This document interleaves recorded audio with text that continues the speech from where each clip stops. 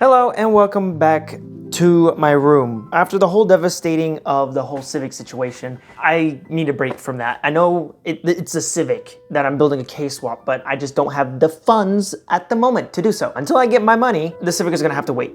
But the coolest thing I've found, and I also wanted to make a video on this, guys, because I think it was probably like perfect timing on this one, because I saw the deal and I had to get it. Let me show you. I got an MST XES Pro. So, editor Daniel here. Yeah, I think I'm dyslexic because it's supposed to be EXS Pro. I read that completely wrong. Sorry. Just had to make a note of it. I'm stupid. I don't know what makes it a pro. I did start off with a Plastic Fantastic in the community of the RC drifting. Plastic Fantastic means that you started off with a very basic, very beginner, ready to run usually. And I've always wanted to make a video on how to build one of these because it is a lot simpler than you think, but there is so much technicality or like things that you have to take a look at and understand how that part functions. If like, let's say that you're like maybe fit in somebody else's shoes, especially when a kid doesn't know how to drive a car just yet, but he wants to understand how a car works for the most part. I'm not saying it's going to be like how it actually is, but for the most part, how to understand how a car works, suspension, wheel offset, tire compounds, and all sorts of goodies. I think the easiest and probably a cheaper way to get into like the know-how of a car is by radio control. There's so many things to pick out of like if you want to do buggies or trucks or drift RC, helicopters or planes and boats, they have a whole bunch of different options for you to try out. But as you know, I'm a drift guy at heart, even though I have a Civic. I think this will be a like good interpretation of like how to build one and how to get into it, and it's not as hard as you think. I'm actually kind of surprised. I have already 4 of these chassis now. I had 5, but I gave one away or I sold it. But again, I would recommend to start off with the MST RMX. Don't matter if it's a 2.5 or whatever. I think they're just a solid chassis to start off with, if I'm being honest. And they come with a lot of good upgrades if you guys want to upgrade in the future. Enough blabbering. Let's get into the whole how to build a thing.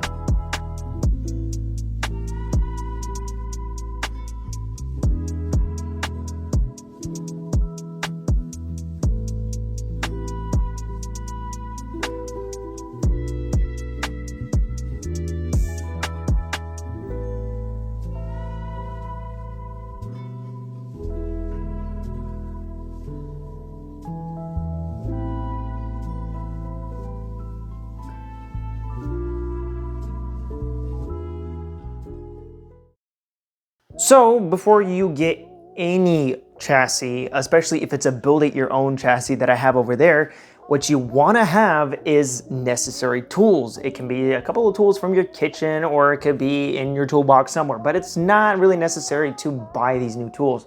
What I recommend is to get an iFixit kit. These iFixit kits are freaking amazing. They come in like this type of pack. I don't remember what type it is, but you can get them off of like Best Buy or you can get them online somewhere.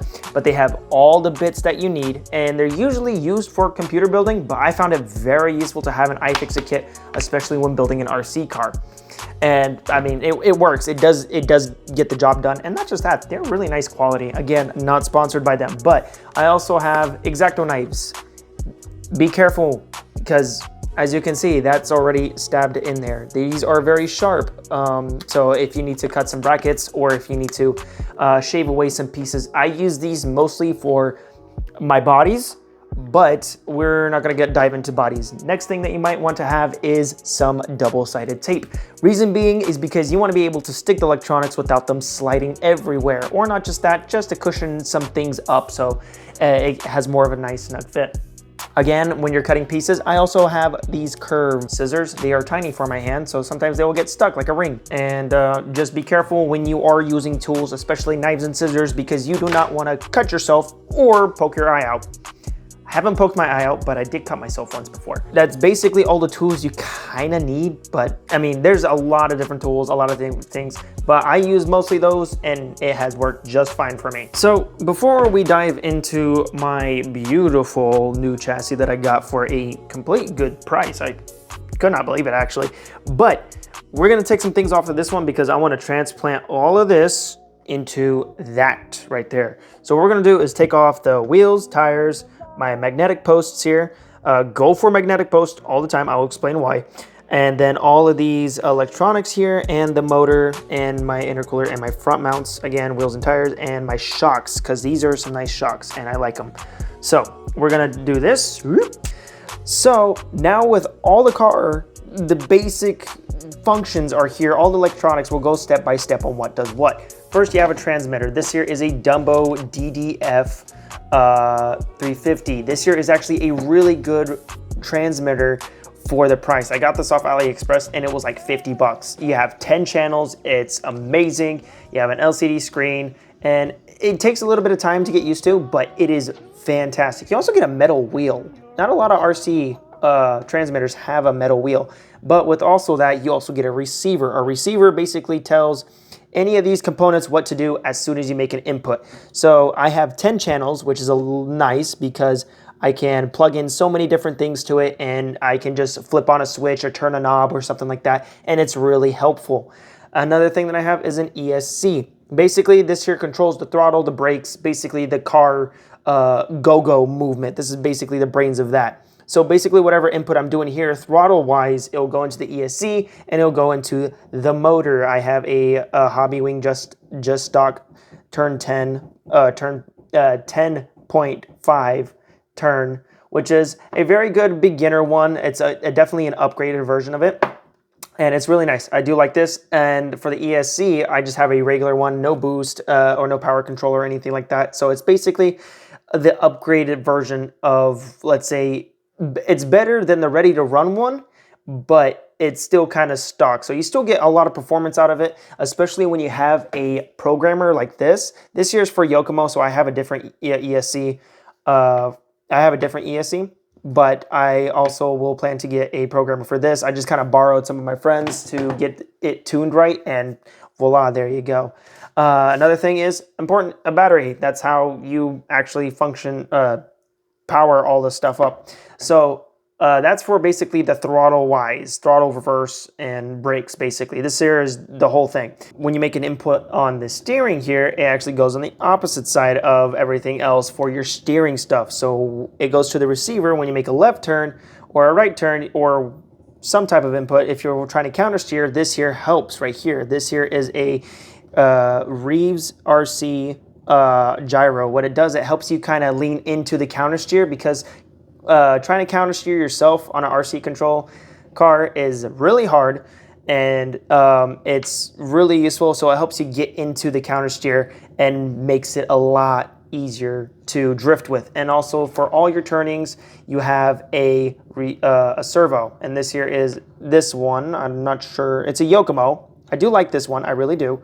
And apparently this here is a really rare servo. I got it from a buddy of mine when we were trading stuff out, and he gave me this, and I've been rocking it ever since, and it has done a really good job.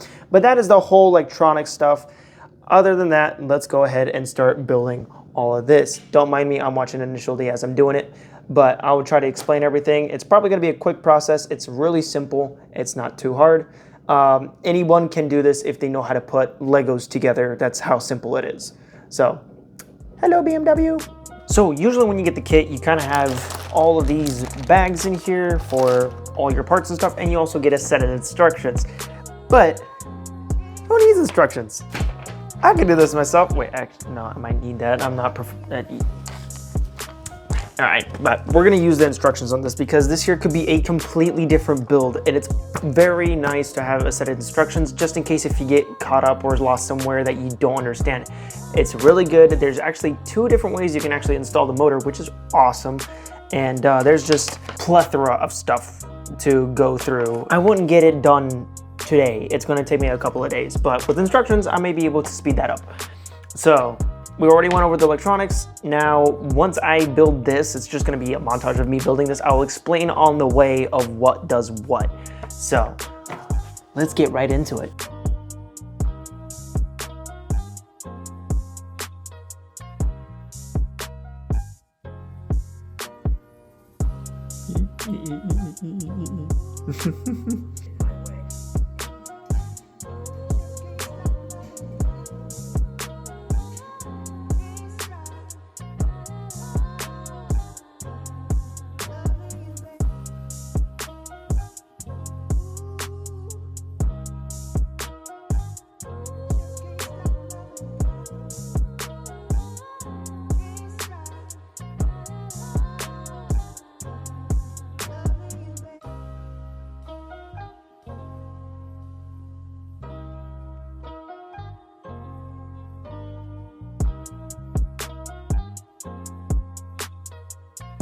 for all of the chassis that I've owned, I've never had a rear lower control arm that is adjustable. I had to point that out because that's freaking cool. An adjustable lower control arm? That's fucking sick.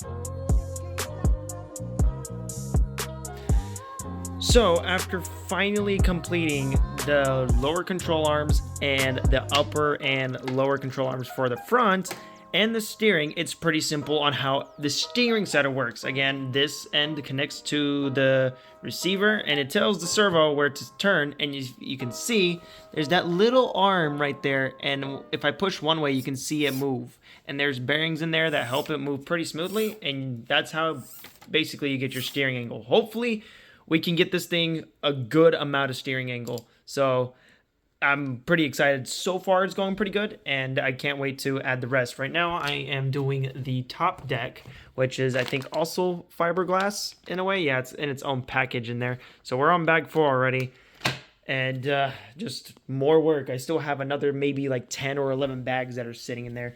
So it's just a lot of work, but I promise the progress is happening.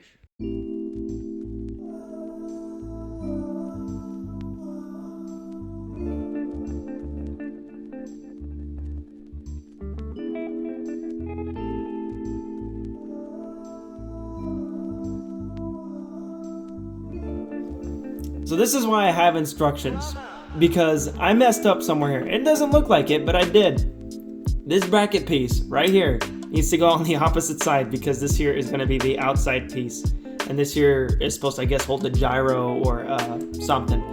So that's why it takes forever, and that's why you should have instructions, so you don't mess up like this. So yeah, time to take this thing again apart.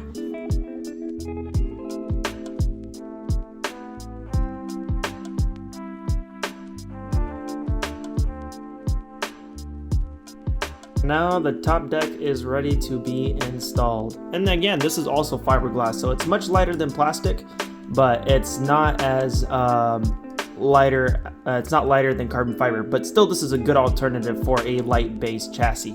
So I'm gonna slap this on real quick.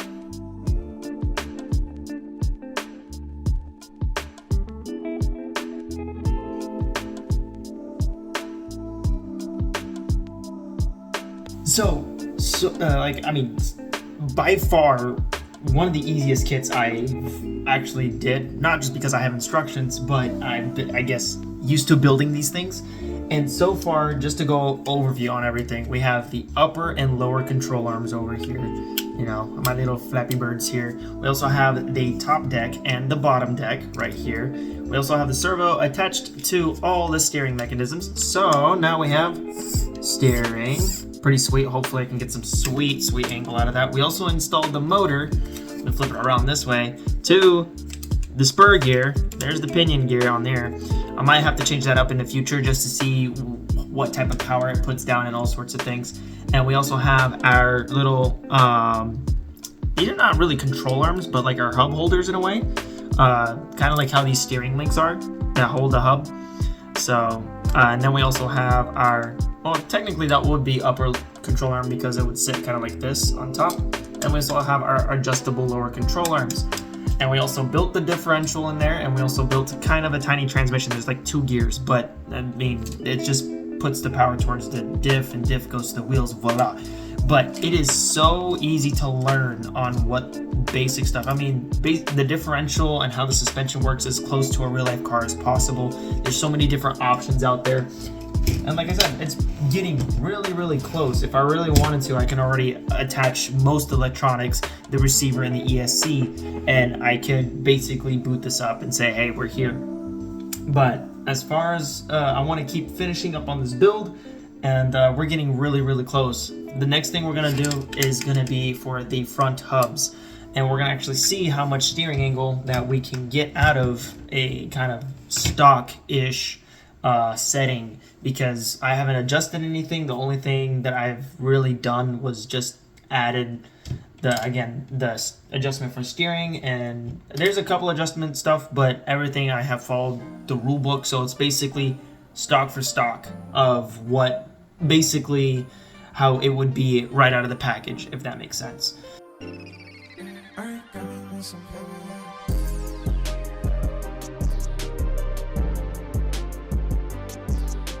So I finally got the front wheels on, and it is so cool that I actually have rotors that work perfectly fine with it.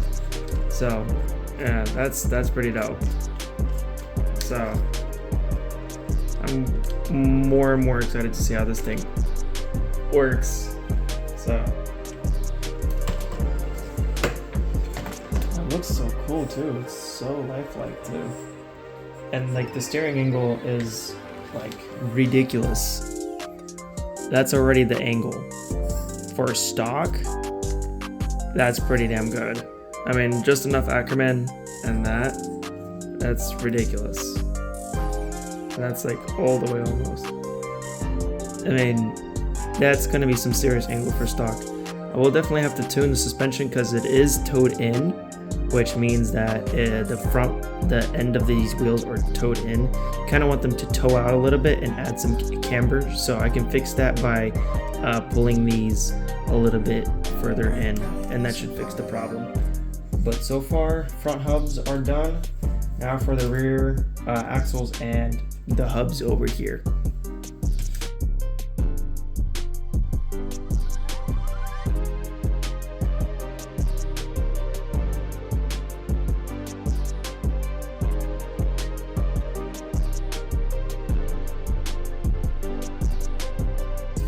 So finally, this is kind of the final result of having the chassis. Technically, I can basically plug in all of my wires and call it a day. This is pretty good. I kind of like the way it looks. Again, I need to fix up the front. I want it to toe out a little bit more and probably have some more camber up there. And also probably want to toe in. On the rear, you want some toe in. And it looks like it does a little bit, which I'm not going to be too mad about it. I think the rear is just fine. I just need to put in a couple more things and we are done. I mean, this is actually looking really, really close. I mean, I can even put my own wheels on there. That's cool because you can actually spin the rotor and the brake still stays in place, which is freaking cool. I don't have that yet, which makes it more real life. And I think it's gonna bring out the cool factor on it, because you don't see a lot of drift cars running them because they just kind of keep it simple. But I think for me, the more real life as possible, the better it is, and I can't wait to run it. It looks pretty good so far. So just I think like 5 more pages of things to do. 2,000 years later. So now finally, after doing all of my wiring and hooking up all the magnets and stuff and adding the wheels, this chassis looks good. It looks very bare, but again, you want as much weight on the rear as possible, or not a lot of weight, but you also want a good amount. And I got my shocks on there, and I got them to level out pretty well, which it looks pretty good, I'm not gonna lie. And then the only thing that I really gotta fix now is my offset on the wheels. As you can see, it doesn't sit very flush, but the main point of like the suspension that I was getting really hard time with was that the body would actually hit the ground first before the deck. So now I don't have that issue. You can hear that's the deck hitting the bottom before the body. So it's not the greatest of fitments of all time, but once I pull this, these are actually MST adjustable offset wheels. The front ones are okay. I'll agree on that. I just need to move these rears out. I might need to pull these front ones just a tad bit out.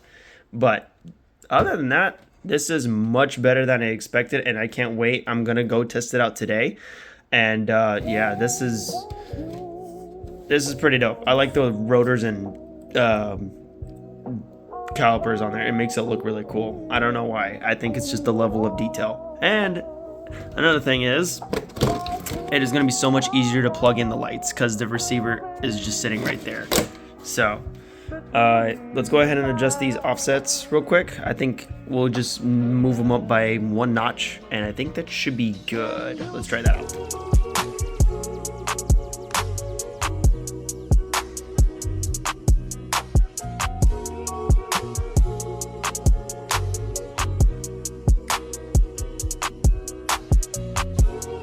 So after putting everything together, it looks really, really good. I mean, Jesus magnets. So I put my professional drift tires on there. It's the LF3s. If you guys are wondering, that's the only tires that we can run at the hobby shop. Reason being is because we have the P-tile or the J-tile, whatever you guys want to call it. So it's specifically made for like these wheels or tires. But after all the connections and stuff, it looks pretty damn good. The only issue I have with it is that my body doesn't sit on there straight. As you can see, I have a good finger-ish gap here. And then over here, why is this wheel sticking out? Over here, it's tucked in, and over here, it's lined up with the fender. So I still got to kind of adjust everything a little bit. I think it's more on the body side because I need to move this front that way a little bit and then the rear that way a little bit. So I gotta have to square it off. But it looks really, really good and I like it. So the only thing that I gotta really do is now test it out at the hobby shop, and I'll see you guys there. So we're finally here at the hobby shop. As you can see, I don't have my lights connected at the moment because it's just a little difficult, but controller's here. That's a good battery life. This year's recently charged. And here's the track. It's a big track.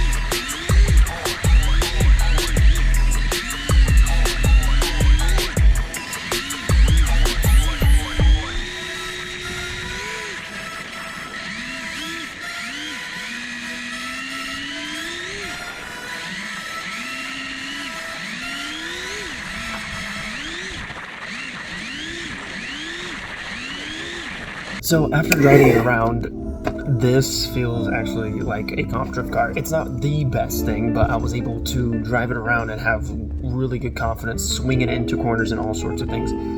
And it just feels great. That's how you just build a regular RC car. I mean, nothing performance-wise besides electronics and suspension. That's the only thing I have on here.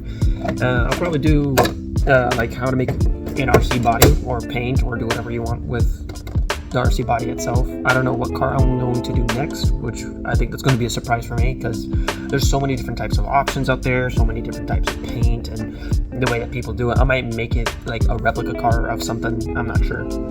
But yeah, that's pretty simple. That's how you make an RC drift car.